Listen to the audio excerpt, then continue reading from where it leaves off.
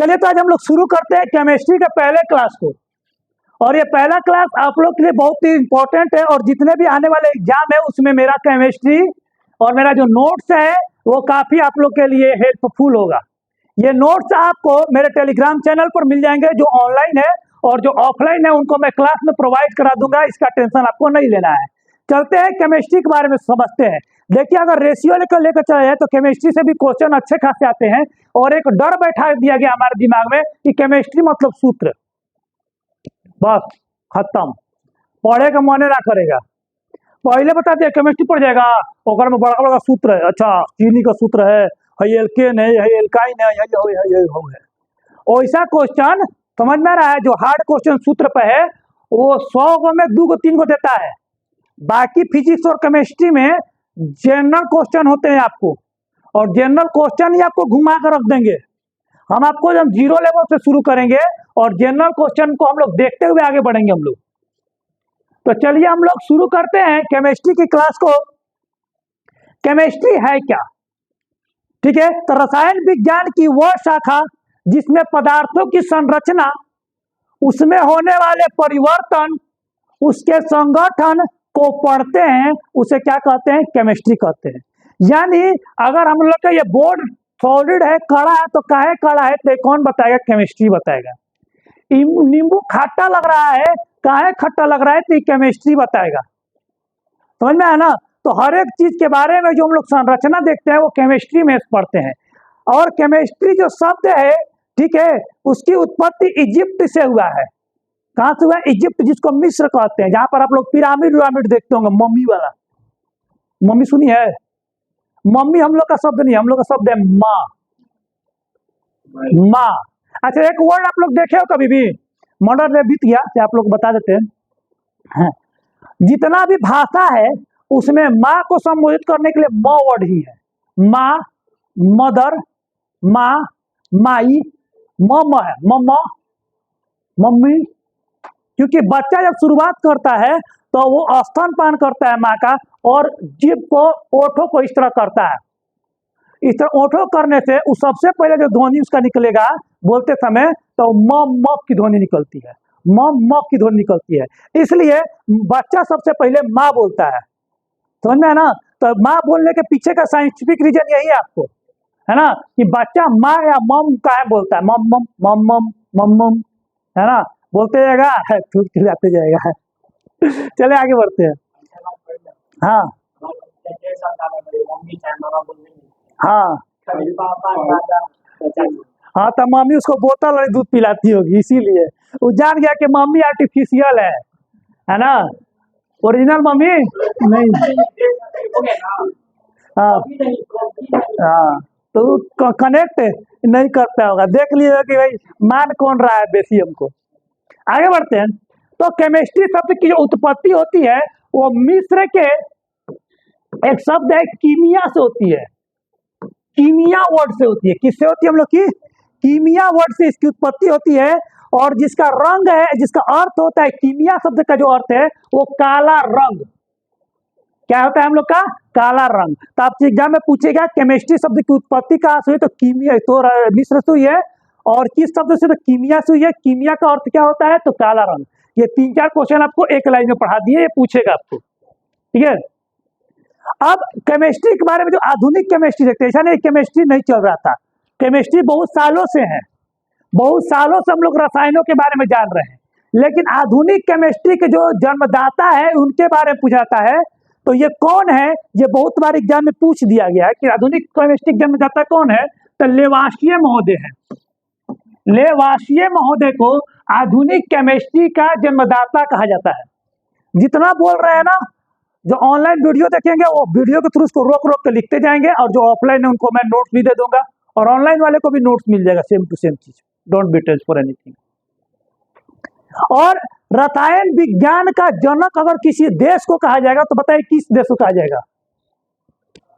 मिस्र को। कहा कि सबसे पहले शब्द वहीं पर आ रहा है, किसको बोला जाएगा? हम लोग को मिस्र को बोला जाएगा। और रसायन का सबसे पहले जन्म होता है मिस्र में। केमिकल के बारे में सबसे जानते हैं वो लोग। अब हम लोग ये भी जानते हैं कि पृथ्वी पर जो है वो बहुत सारे तत्व मिलकर पृथ्वी बना हुआ है। बहुत सारे रसायन पृथ्वी पाए जाते हैं, बहुत सारे तत्व पाए जाते हैं, इसके बारे में रसायन में पढ़ना है।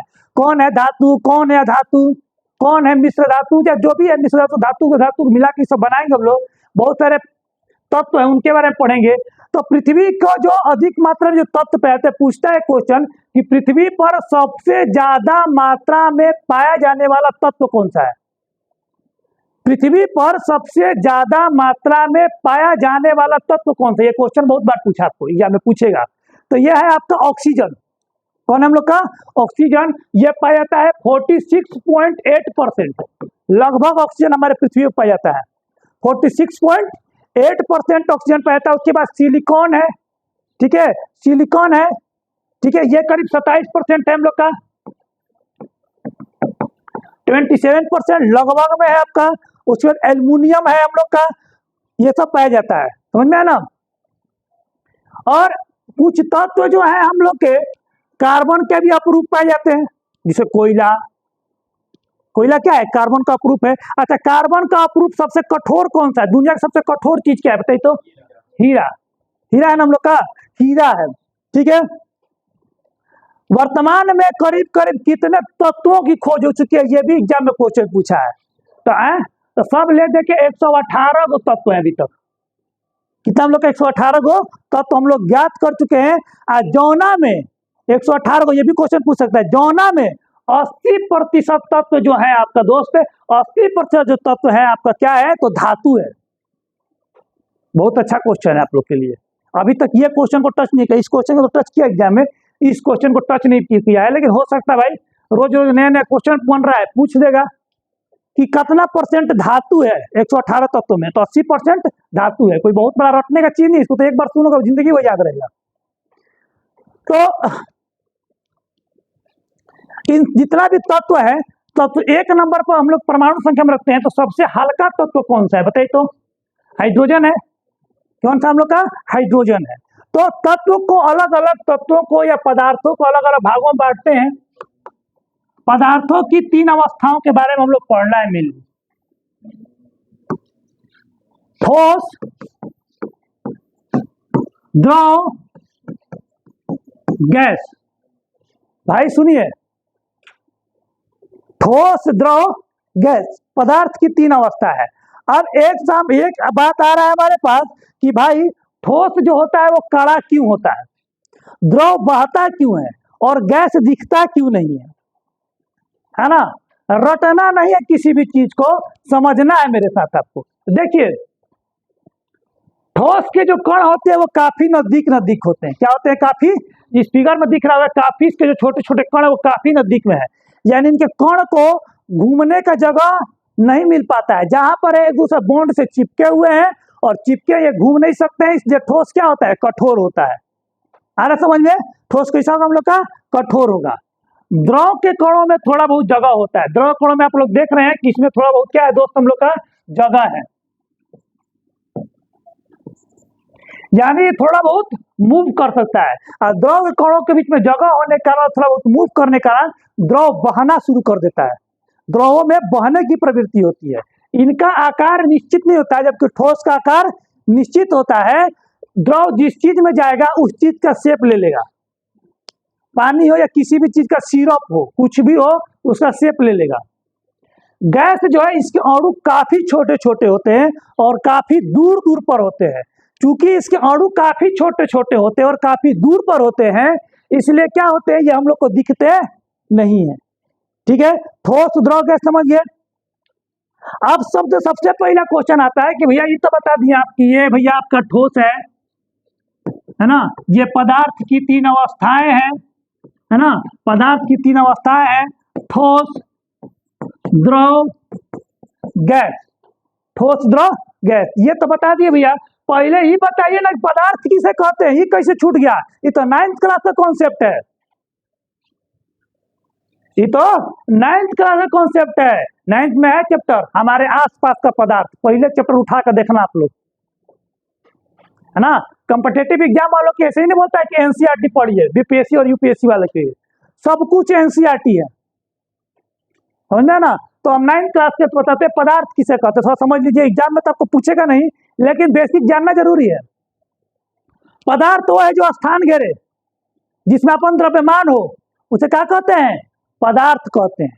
जो स्थान, जैसे कि जो स्थान घेरेगा बर्फ तो एकदम स्थान घेरेगा, पानी स्थान घेरेगा तो एकदम स्थान घेरेगा। अच्छा, हवा स्थान घेरेगा कि नहीं घेरेगा? घेरेगा, क्योंकि इसी हवा को जो बलून के अंदर डालते हैं हम लोग, हवा पे इतना बड़ा बलून रहता है, बलून को पूरा जगह ले लेगा। पूरा कमरा में अगर 100 को बलून हम फैला दें, कहीं चलने का जगह नहीं मिलेगा हमको, मिलेगा? यानी बलून तो इतना छोटा है, उसको तुम पैकेट में रख सकते हो, लेकिन एक बार तुम हवा भर पाओ तो बलून कर दो, वगैरह रखो पैकेट में, तो नहीं संभव है हम लोग का, नहीं संभव है। क्या है? क्योंकि उसका आकार बढ़ गया, वो जगह खींच रहा है। ठीक है, आगे बढ़ते हम लोग, आगे बढ़ेंगे हम लोग। तो ठोस द्रव गैस हम आपको पढ़ा दिए, ठोस द्रव गैस की आप समझ गए। और चौथी अवस्था का नाम जो है वो प्लाज्मा है। चौथी अवस्था कौन सी हम लोग की पदार्थ की? प्लाज्मा है। तथा ये उच्च ताप पर द्रव परमाणु आयनिक अवस्था में होता है। ये प्लाज्मा, समझ में ना? प्लाज्मा उच्च ताप पर, हम इसको देखना, ठोस है ना द्रव है ना गैस है, चौथी अवस्था है प्लाज्मा। ठीक है, अब बात करते हैं तत्वों के बारे में। तत्व को अंग्रेजी में बोलते हैं एलिमेंट्स। क्या बोलते हैं हम लोग? एलिमेंट्स। अब तत्वों को देखते हैं, भाई तत्व कौन है हम लोग के। व्हाइट ले लेते हैं, तत्व कौन कौन से हैं। तो तत्व के बारे में, तत्वों को मेन 2 भागों में बांटेंगे हम लोग। एक है आपका धातु और एक है हम लोग का अधातु। धातु और धातु और अधातु। अधातु सब लोग को समझ में आ रहा है? धातु और अधातु के बारे में आप समझते हैं कि धातु किसे कहते हैं। तो इसका बेसिक फेनोमेना पहले समझिए कि धातु का गुण क्या होता है, कि वैज्ञानिक कैसे बोलता है कि धातु एक नहीं धातु है। और फिर उसका कुछ कैरेक्टर देखेंगे, गुण और कैरेक्टर में हम लोग सबसे को देखते हैं क्या है इसका। तो देखो, धातु उसे कहते हैं जिसमें इलेक्ट्रॉन त्यागने की क्षमता हो। ठीक है, जो इलेक्ट्रॉन त्याग कर घनायन बन जाए उसे क्या कहते हैं हम लोग? धातु कहते हैं। जैसे Na, ठीक है, आपको देखा Na को अगर देखते हैं हम लोग, और Na माइनस, इलेक्ट्रॉन तो माइनस में रहेगा, ये माइनस जब देख लिए, मानिए कि जरूर इलेक्ट्रॉन को त्यागा है, सॉरी प्लस है, प्लस रहेगा, सॉरी जो त्यागेगा वो प्लस रहेगा, जो त्यागता है उसका ऊपर क्या रहता है हम लोग का? प्लस का चिन्ह रहेगा। तो जो त्यागेगा जो देगा वो प्लस रहेगा, यानी क्या हम लोग का ये धातु है ना। अब इलेक्ट्रॉन कैसे त्यागेगा, क्या ग्रहण करेगा, आगे आपको इलेक्ट्रॉनिक विन्यास में पढ़ाएंगे।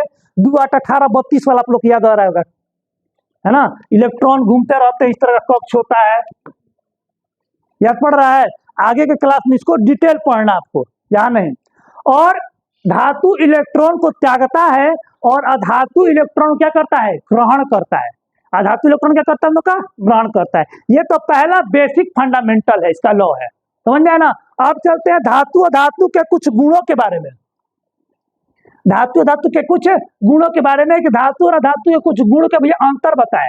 अगर धातु और धातु के बारे में कुछ गुण के बारे में अंतर बताए तो धातु और अधातु के कुछ गुण के बारे में अंतर समझिए। धातु जो होता है ना वो आघात वर्ध होता है।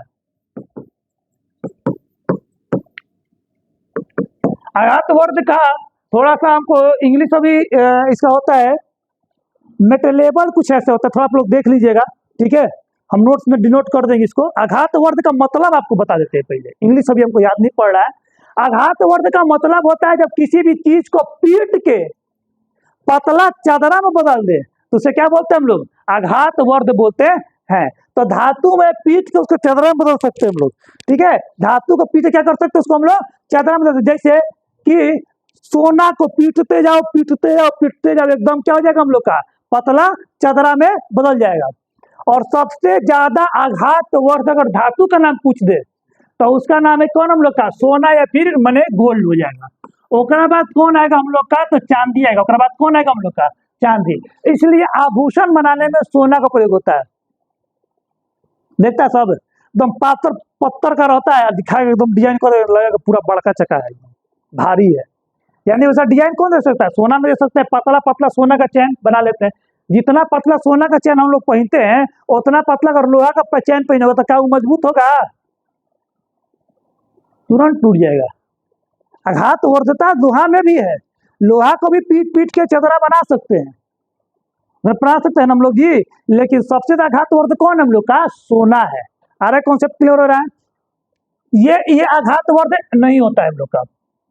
ये जो होता है तन्य होता है, क्या होता है हम लोग का धातु तन्य होता है, ये तन्य नहीं होता। तन्य का मतलब जिसको पीट के या खींच के लंबा कर सके तार के रूप में, उसे क्या कहेंगे हम लोग, तन्य कहते हैं। उसे क्या कहते हैं हम लोग, तन्य कहते हैं। कोई दिक्कत, खींच के जरा लंबा कर दो उसे क्या कहेंगे हम लोग, तन्य कहते हैं। कोई क्वेश्चन है तो बोलिए आप लोग। उसके बाद धातुओं की अपनी ध्वनि होती है धात्विक ध्वनि, धात्विक ध्वनि होती है धातु की। मारोगे तो टन टन करेगा, टन टन की आवाज आती है धातु में। लेकिन अधातुओं की कोई ध्वनि, जैसे लकड़ी, अब धातु धातु बोल रहे मान लो कि कुछ कुछ लोग को नहीं समझ तो बता देंगे, सोना, चांदी, लोहा, है ना, तांबा, ये सब धातु है। और अधातु में लकड़ी, रबड़, कागज, कपड़ा, प्लास्टिक, एक और कोई साउंड है हम लोग का टन टन का।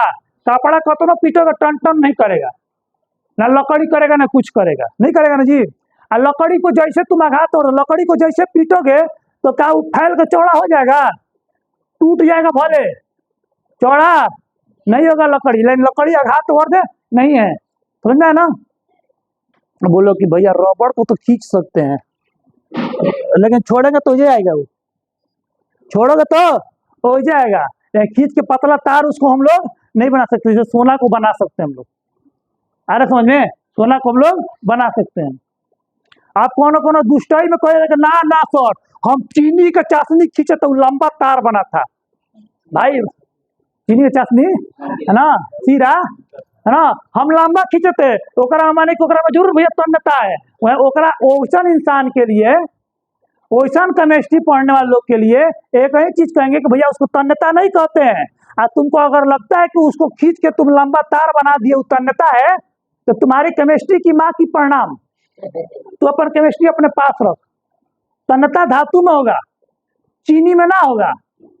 आज चिलगम में ना एक खींच रहा था वो बैठ के, वो चिलगम चीनी नहीं होगा, समझ में ना। आगे बढ़ते हैं। अब धातु का एक क्वालिटी पूछता है एग्जाम में क्वेश्चन, देखो तन्यता आघात वर्ग से क्वेश्चन अब पूछना ना के बराबर कर दिए, क्योंकि सब लोग रट चुके हैं इसको लूसेंट स्पीडी से। हम ये नहीं बोलते कि लूसेंट स्पीडी बुक खराब बुक है, ये बहुत बेसिक हो चुका है। अब एग्जाम में थोड़ा लेवल का पूछेगा, 100 गो में अगर 30-40 क्वेश्चन लूसेंट स्पीडी से पूछे थे तो क्या हो गया, सिलेक्शन तो 55-60 पे हो रहा है, तो उस 10 नंबर 40 सबको हिला देगा। 60 और 65 हराने के लिए आपको थोड़ा एक्स्ट्रा एफर्ट मारना पड़ेगा, वही थोड़ा सा एक्स्ट्रा एफर्ट मारोगे तो सिलेक्शन होगा, ना तो ना होगा। अब एक बात आता है, ये सब क्वेश्चन सब लोग पढ़ा है, एक क्वेश्चन आपको बताते हैं। क्वेश्चन ये पूछेगा कि धातुएं अम्लीय होती है, क्षारीय होती है, उदासीन होती है, ठीक है। तो धातुएं जो होती है वो होती है क्षारीय, मेरे नोट्स में आपको मिलेगा। धातुएं कैसे होती है हम लोग का, क्षारीय, समझ में है ना। और अम्लीय और अधातुएं कैसा होता है, अम्लीय माने कि है ना, ये एसिडिक नेचर का होता है, समझ में है ना। ये कैसा होता है हम लोग का, एसिडिक नेचर का। तो क्वेश्चन पूछ सकता है आपके एग्जाम में, क्वेश्चन का कोई माई बाप नहीं है, कहे कि धातु किस प्रवृत्ति की होती है, ऑप्शन ए अम्लीय, दूसरा ऑप्शन 2 क्षारीय, ऑप्शन 3 उदासीन, ऑप्शन 4 इनमें से कोई नहीं। जो ना पढ़ा तो गलती मार के आएगा ना, अगर कि धातु अम्लीय क्षारीय जरूर उदासीन होगा, या फिर इनमें से कोई नहीं, क्वेश्चन में गलत है, कहे क्वेश्चन में गलत है, समझ में है ना। लेकिन जो पढ़ा रहेगा वो डिटेल मार के आएगा कि धातु का कैसा होता है, धातु क्षारीय होता है हम लोग का, और अधातु अम्लीय होता है, समझ में, नेचर वाइज बोल रहे हैं आप लोग को, ठीक है। उसके बाद चलते हैं धातु धातु, आप लोग समझ में आ गया आप लोग को। धातु धातु के बाद चलते हैं यौगिक के बारे में। यौगिक कंपाउंड बोलते हैं, क्या बोलते हैं अंग्रेजी में हम लोग, कंपाउंड। ऑफलाइन वाले लोग थोड़ा स्थिर बैठे सुनिए कंपाउंड के बारे में। यौगिक वे शुद्ध पदार्थ है जो एक से अधिक तत्वों के परमाणु के निश्चित अनुपात में मिलने से बनता है। किससे बनता है, निश्चित अनुपात में। निश्चित अनुपात में जब मिलेगा कोई भी तत्व तो उससे क्या बनता है हम लोग का, यौगिक बनता है। जैसे H2O 2 भाग हाइड्रोजन 1 भाग ऑक्सीजन, तब बनबो जल। ना तो ना बनेगा जल। तुम 3 भाग हाइड्रोजन 2 भाग जल जोड़ो तब हाइड्रोजन जल नहीं बनेगा।